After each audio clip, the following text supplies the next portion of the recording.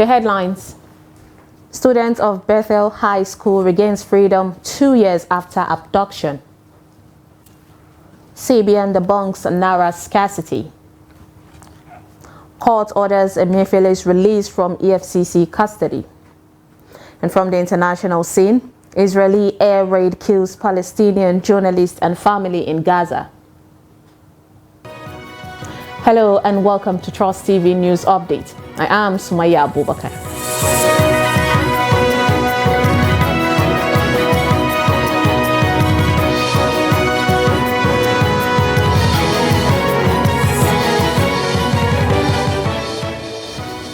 Thank you for joining us and now the details.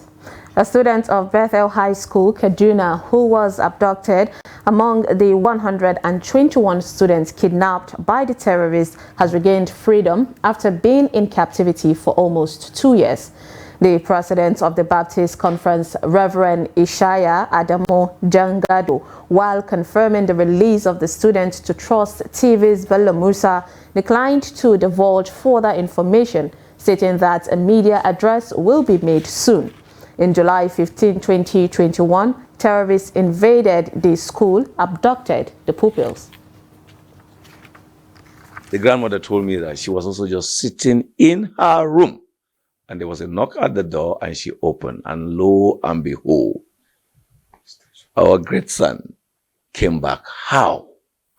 And the story is that he also just came out by the roadside. And here vehicle saying Kaduna, Kaduna, Kaduna. He does not even know where exactly is the place. But he entered it and keeps sitting until they arrive Kaduna. And because he is not a small boy, he knows Kaduna. He finds himself in Sabo and knows the route to where his grandmother's house is. My joy is fulfilled because we have been praying and trusting God. Just what the camp chairman said, we have lost hope. We're thinking that this thing will not be possible again. But one thing that we pray and agreed, what God did to the prodigal son, we are praying that God should do same to our son Treasure Ayuba. There's a growing concern among members of the public in Maiduguri, the Borno State capital, that cash in circulation is becoming increasingly scarce, as residents and business owners complain of lack of access. Although the central bank has assured Nigerians that the adequate liquidity, the situation in Maiduguri is reminiscent of the cash crunch in the late 2022. Trust TV's Beatrice Kurutsi has more on the report. The mild cash crunch in Maiduguri metropolis is causing unease among residents, as many fear a repeat of last year's experience when the central bank rolled out its monetary policy. The unusual Naira scarcity is unsettling businesses, as available cash is running out with demand increasing by the day. Even point-of-sale operators are unable to augment the shortfall of available cash in circulation. We used to go to local government because local government, they are having more cash than us. So we used to go to local government to search for money and come back to it into Maiduguri right now here. Like even today, I even went to the one of local government before I get the cash. Based on my perception, I did not hear anything about this scarcity of Naira. They only say that it's December, but government has not talked about old note or new note up to now. It's just people that they have started hiding the new note. That's the reason why scarcity here in Maiduguri is too much than any place. Some residents speak on how the current situation is disrupting their activities on a day-to-day basis. Because this cash now as I come here now to look for cash, I even asked for 10,000. They even said that I should pay 10,500. I don't know what thing happened. I even tell and say make you collect 10,300. He say collect 10,300. Voila, we are suffering because of this cash. Like yesterday, I do market like 120,000, but the thing waiting for my pocket is just only 3,000 to buy food for our house. And I don't get cash. The kind of people where I suffer for buying all those cheap and where I will do for my house, because all those local people where they are selling something do not want to collect transfer. We even ask our friends that they are used to work at the bank. They say that the bank people, the problem that the problem that they are facing now, CBN, they are not giving them cash because they don't know the actual, they didn't talk about the actual time where they will change that money, that old money. There are fears that the scarcity might be connected to the deadline of the old Naira notes issued by the Supreme Court, which would take effect by December. Bitrus Kuruti, Trust TV News, Maiduguri. Meanwhile, the Central Bank of Nigeria allayed fears of Naira scarcity in the country amid reports of insufficient cash circulation in some commercial banks nationwide. The CBN, in a statement by its spokesman, Isa Abdul Mumin, blamed some customers for panic withdrawal using ATMs. Abdul Mumin, however, says the Apex Bank is working to ensure the seamless circulation of cash nationwide. CBN also advised citizens to embrace alternative modes of payment, which it noted will reduce pressure on using physical cash. From late last year to early this year, Nigerians suffer a cash crunch owing it to the introduction of a CBN's Naira redesign policy. The House of Representatives Committee on Population has pledged to work with relevant stakeholders to ensure a smooth conduct to census in the country. Committee Chairman Jimmy Odimayo made the pledge at the inaugural meeting of the committee on Thursday in Abuja. He said the committee has a mandate to ensure comprehensive and effective national policy on the nation's population statistics and demographic data. The chairman says developing strategies for the implementation of policies, including financing from local and foreign sources, is part of the committee's mandate.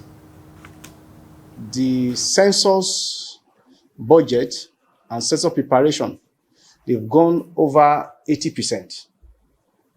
So for you or for anyone to say that that should just go by the way, it is highly unacceptable. We believe in Nigeria, if we need to cut costs, we have to merge the two together. So it's a very big task also. If we are maintaining only NIMSI, where we can be able to count all the population, the people of Nigeria, that can be done through NIMSI as well.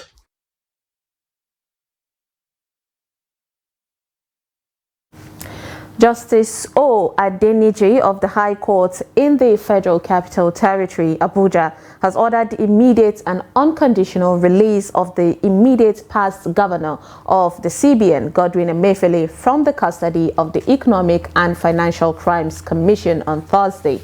The judge gave the order following a motion ex parte by Emefiele's legal team. Ruling on the application, Justice Adeniji ordered the unconditional release of Emefiele from detention forthwith, or in the alternative, produce him in court on the date fixed for hearing of the substantive motion on notice for purposes of being admitted to bail by the court. The EFCC arrested Emefiele on October 27th immediately after his release from the custody of the Department of State Services, where he had been kept since June 10th.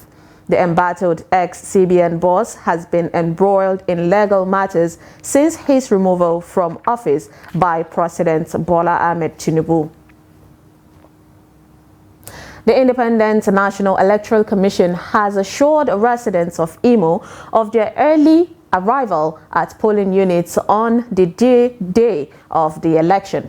The resident electoral commissioner, Professor Sylvia Agu, stated this while addressing journalists on their total readiness to conduct the forthcoming governorship election in the state. Our correspondent Ajibade Praise has the details. Late arrival of materials at polling unit was one of the major hitches experienced in the last general elections. The problem has been there, and it is hope that it won't resurface in the November 11th governorship election. INEC is giving assurances that all the era of late arrival at polling units is now a thing of the past. We are very prepared to ensure that our materials get to the PUs at exact before 8:30 a.m. will start. We are very prepared. We don't anticipate any hitches, any glitches this time around because we have made adequate arrangements. Speaking further, Sylvia Agu said, the major cause of the maintenance is always shortage of transportation logistics, and they have sorted it out early enough with the leadership of the National Road Transport Union workers. We have activated all the racks and super racks, and the aim is to aid us in early deployments. That is the reason for activating racks, to ensure that we deploy quite early. We have also engaged with the transporters. We have been engaging with them, and they will have a different arrangement now, all in a bid to ensure that we deploy early. It is less than 10 days to the governorship election in the state. Deployments geared towards a hitch-free poll are being concluded, and it is expected that they will live up to expectation as promised. At Jibadi Praise, Trust TV News, Owerri. Justice M.M. Okeke of the Federal High Court in Ibadan has ordered the remand of 2 suspects in connection with an assault charge on customs officials in Oyo State.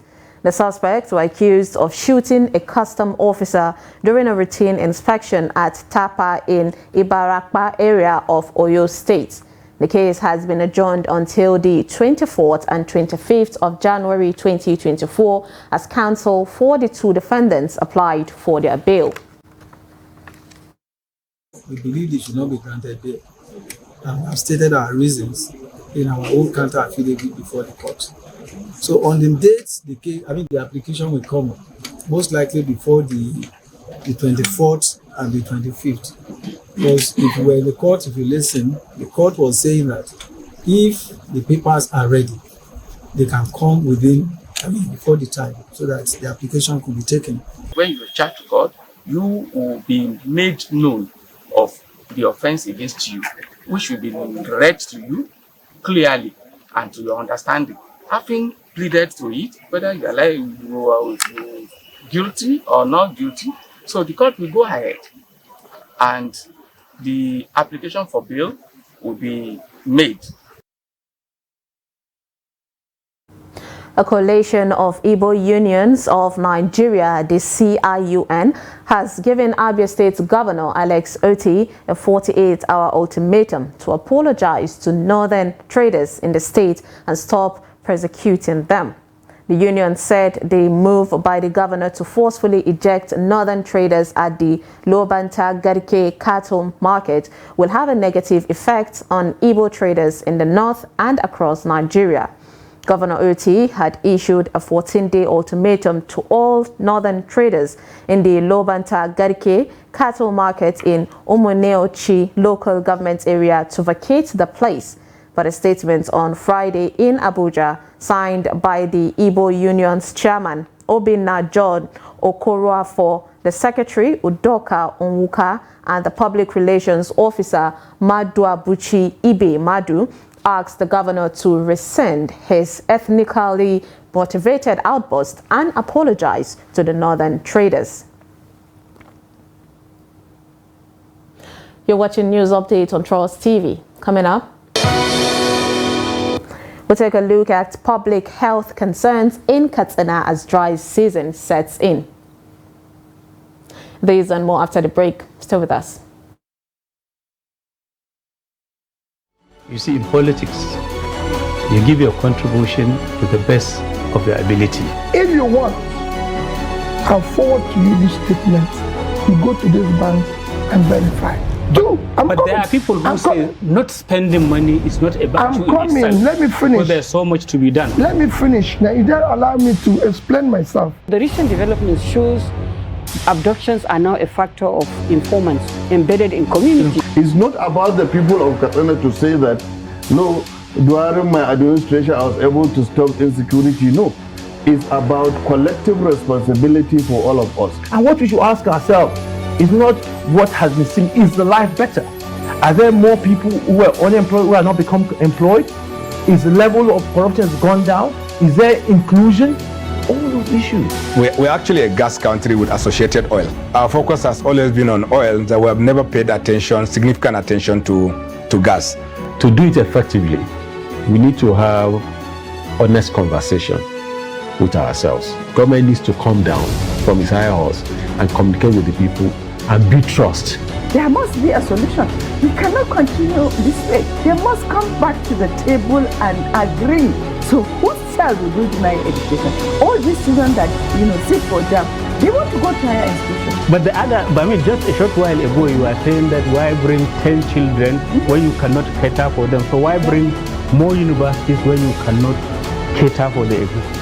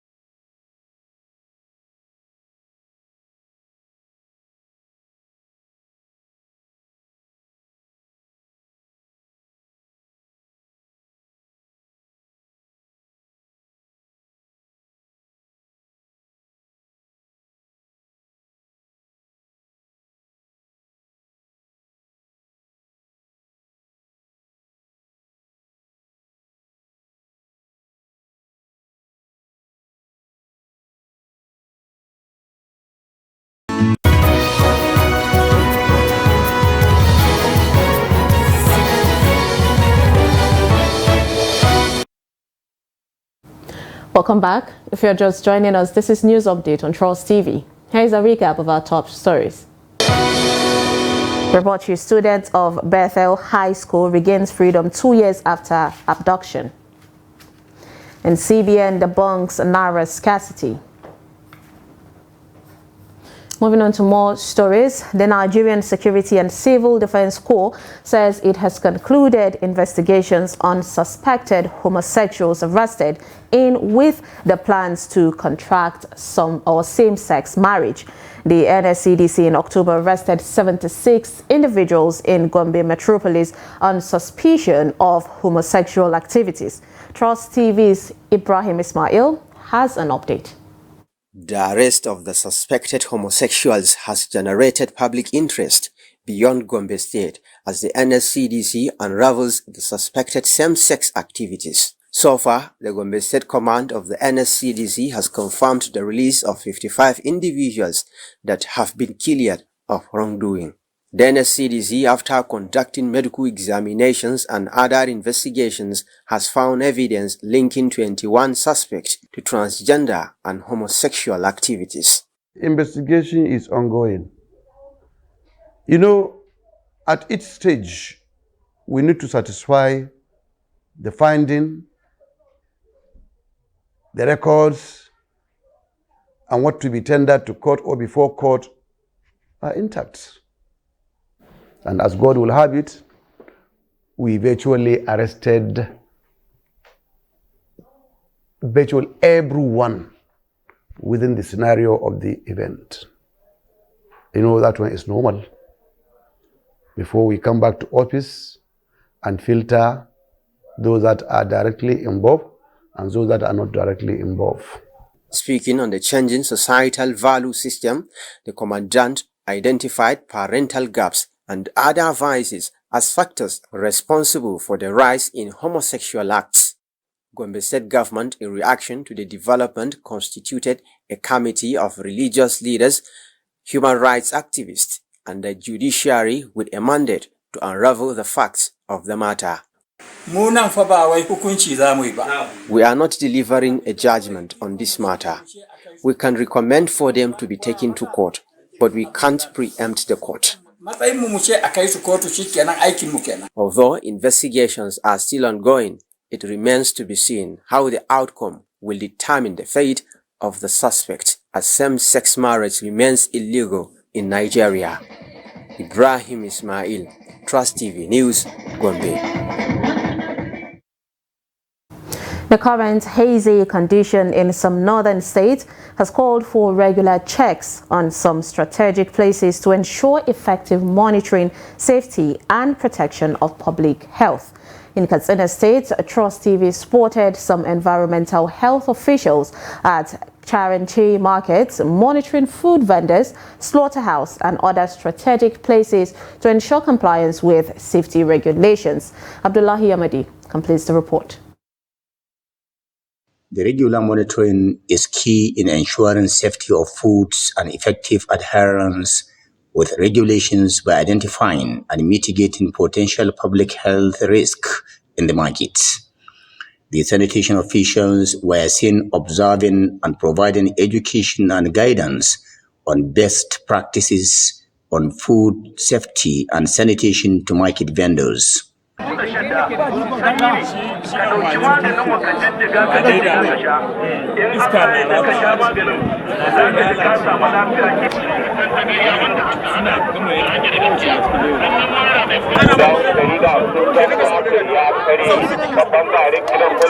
This slaughterhouse has been without water since its rehabilitation by Charanchi Local Government Council, and butchers have to resort to water vendors for cleanness, a situation that is unhealthy for the business. The environmental health officials had to issue warning to the butchers for public safety.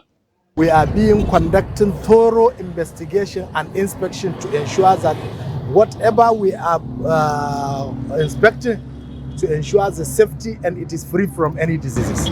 Elsewhere in Charanchi Market, the monitoring team cross-examined some cows confirmed unhealthy by experts and advised stakeholders to do the needful.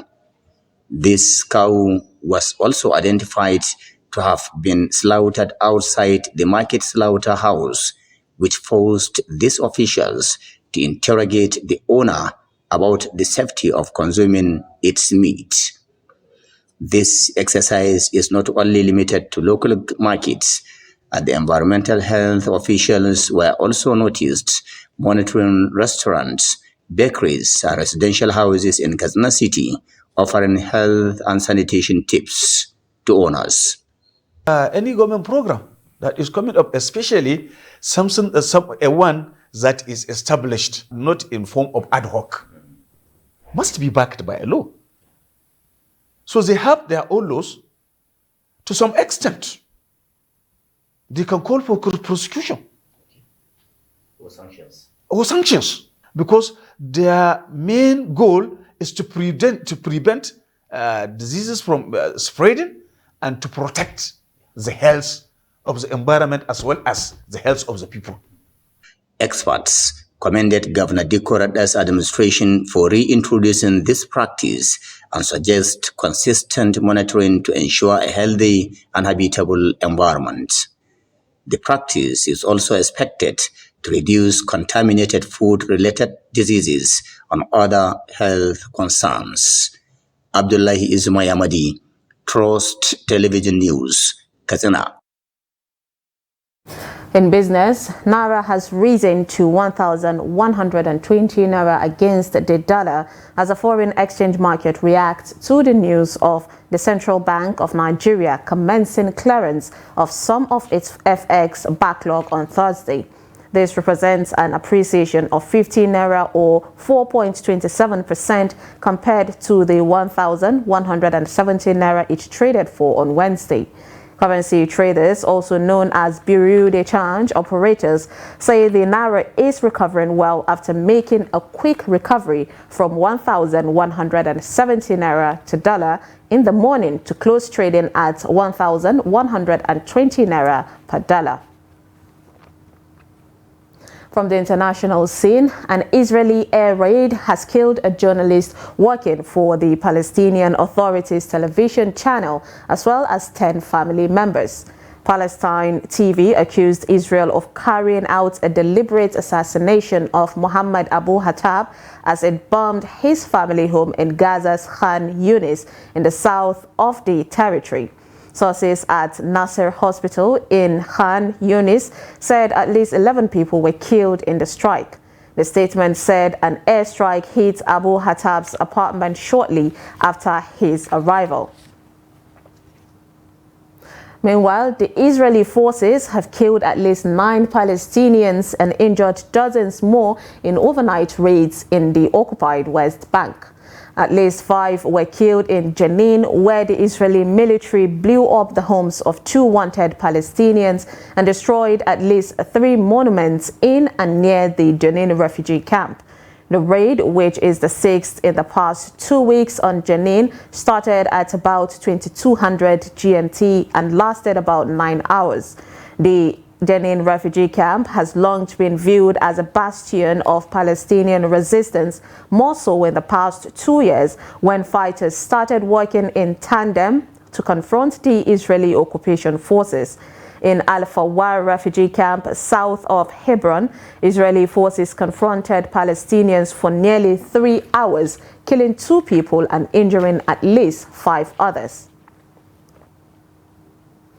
In sports, the teenage sensation Victor Wembanyama scored 38 points, his most in an NBA game, to help the San Antonio Spurs beat the Phoenix Suns 132-121.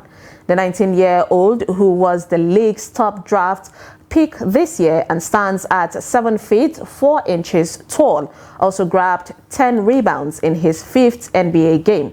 The Suns erased a 27-point deficit to level at 116-116 in the 4th quarter.